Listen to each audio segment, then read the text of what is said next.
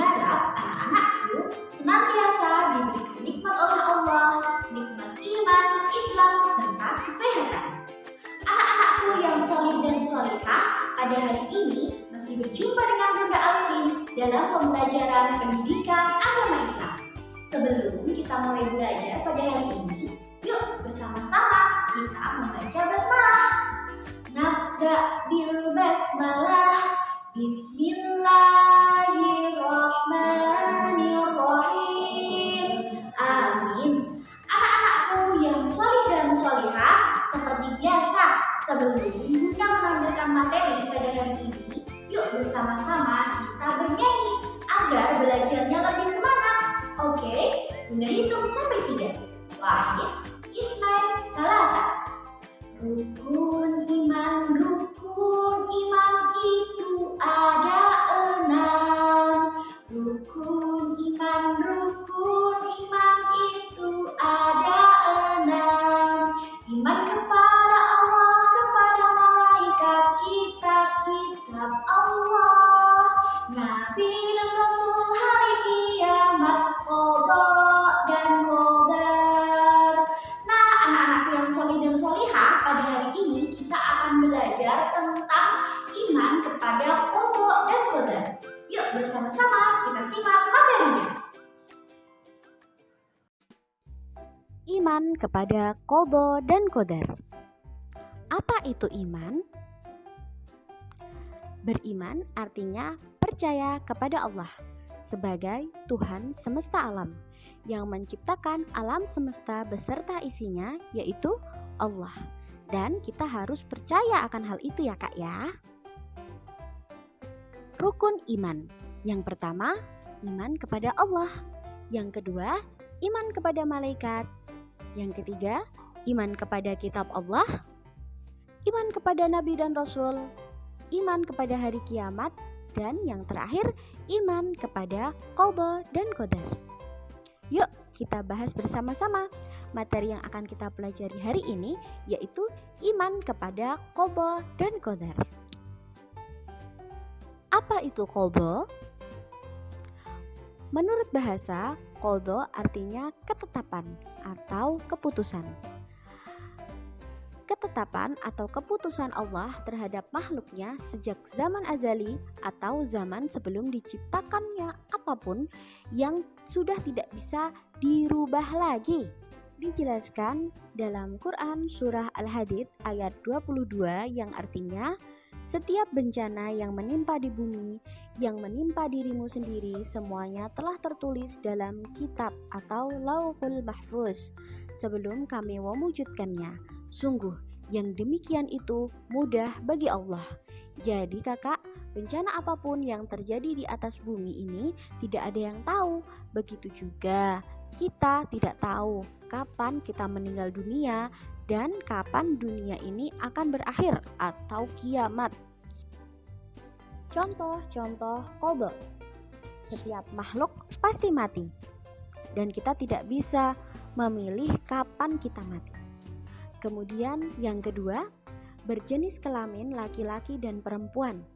Kita tidak bisa memilih akan terlahir menjadi laki-laki atau perempuan. Selanjutnya, kelahiran seseorang.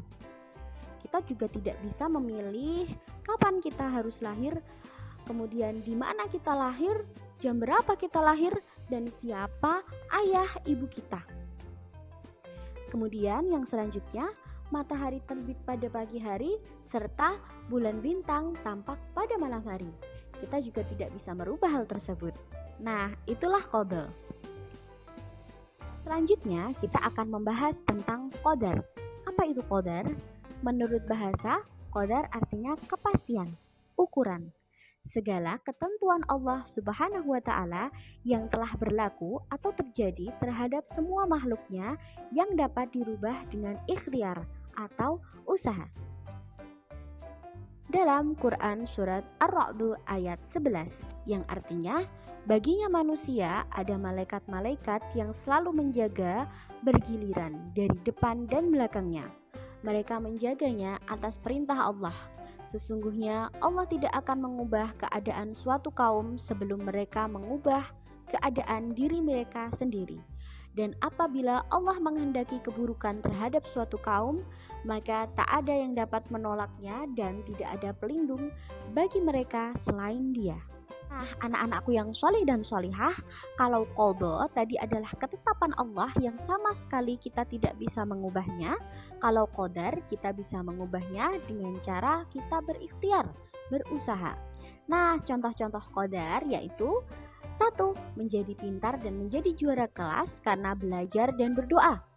Kemudian, miskin bisa menjadi kaya dengan kerja keras dan juga doa. Selanjutnya, menjadi juara lomba karena gigih berlatih. Menjadi anak yang disenangi dalam pergaulan karena berusaha selalu ramah. Nah, anak-anakku yang solih dan solihah, jadi kita harus selalu berusaha dan juga berdoa. Karena ketika kita hanya berusaha tanpa berdoa berarti kita sombong. Tapi kalau kita hanya berdoa saja dan tidak mau berusaha, itu namanya bohong.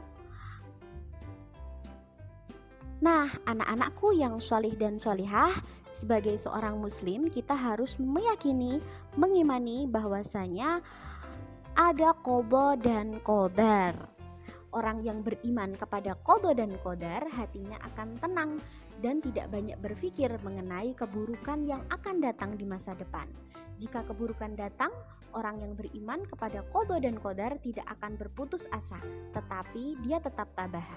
Kemudian, orang yang beriman kepada qadha dan qadar akan berprasangka baik kepada Allah walaupun musibah atau kegagalan menimpanya. Ia tahu bahwa Allah mempunyai ketetapan atau rencana yang lebih baik untuknya. Jadi, anak-anakku yang solih dan solihah, jika doa kalian belum terjawab, maka yakinlah Allah akan memberikan yang terbaik, yang lebih baik dari yang kalian pikirkan. Tugas pada pekan ini, silahkan anak-anak mengerjakan kuis di website e-learning Sekolah Teladan Yogyakarta. Bunda yakin anak-anak pasti bisa, karena di teladan semua anak itu hebat. Nah, anak-anakku yang solih dan solihah tadi sudah menyimak materi dari Bunda ya Kak ya. Tadi kita belajar tentang qadha dan qadar.